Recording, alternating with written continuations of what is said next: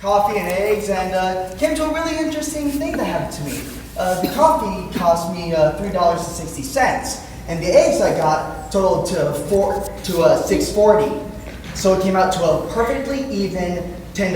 Now the impressive thing is that it was a perfect square meal, because 6 squared is 36, and 8 squared is 64, and 10 squared is 100, and 36 plus 64 equals 100. And perfect square meal, and was it funny? Oh! Squares! I'm afraid of this.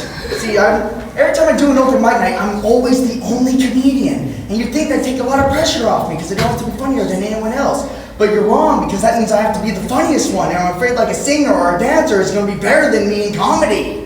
And just like, I'm going to get off stage, and everyone's going to be like, you know, that last singer didn't have any music or anything, it was awful.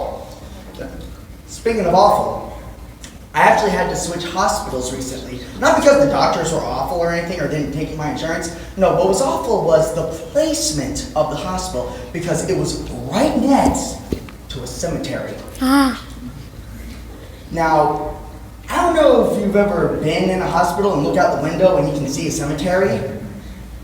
It's not very heartening that you can spit on a gravestone from the 3rd floor. Don't ask me how I know this, okay? But, so it made me wonder, which came first, the hospital or the cemetery? Because if the hospital came after the cemetery was already built, it's like, okay, yeah, you know what, a lot of people are dying, maybe we can save a couple people and make a hospital. However, it's the other way around that concerns me. That maybe like, you know, we keep losing a whole lot of people here at this hospital. It'd be really convenient if we could just chuck them next door. So I don't go there anymore. However, while I'm on the subject of which came first, by the way, it was the egg, and I can go into great detail as to why this is, but I don't have time for that because I have a more important question of which came first. And that is Chip and Dale's. More importantly, which came first, the chipmunks or the male strippers? Yeah, you never thought about that connection, did you?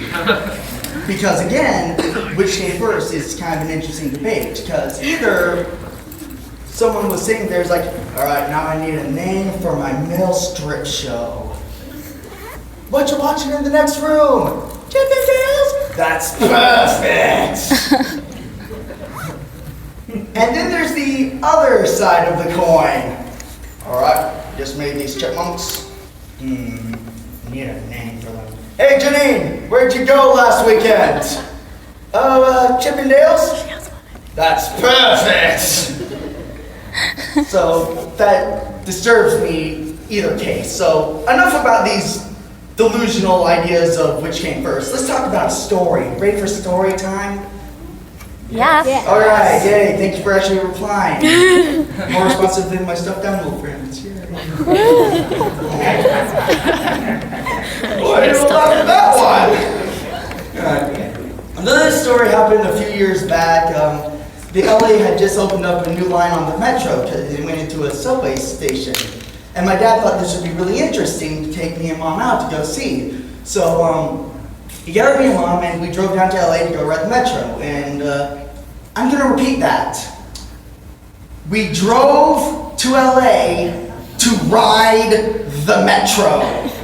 And no, that is not the punchline of this story. Oh no, it gets better. Because while we were there, it was early in the morning, we had the car mostly to ourselves until about 4 people got on, and they were in the middle of a very loud conversation, and I'm sure any of you who know me can attest to this. I usually vocalize my thoughts. You do? Yes. Thank you, Andy. And my parents knew this too, and I could see them growing pale as I was getting invested into their conversation.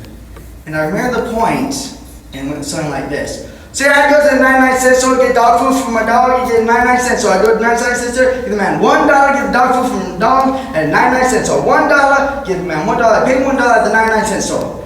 And it just went on and on and on. And my parents thought, maybe this once I wouldn't say anything.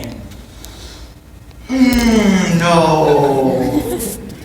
What I said was, you got overcharged. And my parents just face palmed like, no.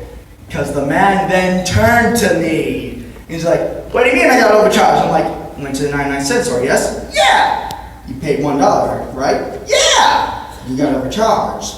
What do you mean? Like, well, how much? 5 cents? I'm like, no, 1. But how much would you have paid?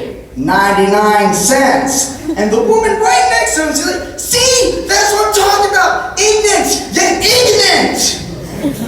They got off at the next stop, much to my parents' great relief. So that's the story of how I learned about ignorance and what it means. Speaking of my parents, and they're great people, by the way, don't get me wrong. I mean, I love them with all my heart. In fact, my dad was a very talented man. He taught me the first thing of multitasking, because this was a man who was talented enough to watch TV and nap on the couch at the same time. It's not that easy.